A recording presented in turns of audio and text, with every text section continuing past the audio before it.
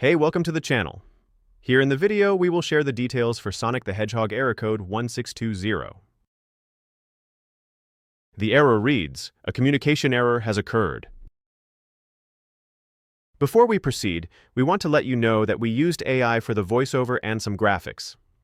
However, all the information shared has been manually researched and is not AI generated. As per our research, the error comes when players try to play Sonic Racing Crossworlds online. The error appears when selecting the friend list or online mode. According to our research, this is mainly a server-related issue.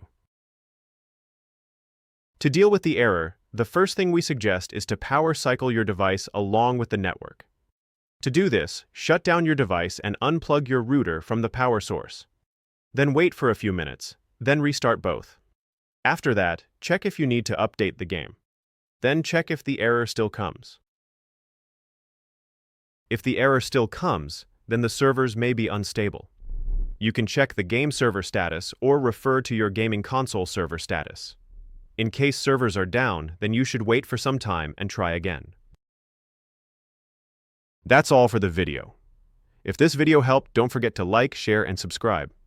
Have any questions or issues? Drop them in the comments below. Thank you.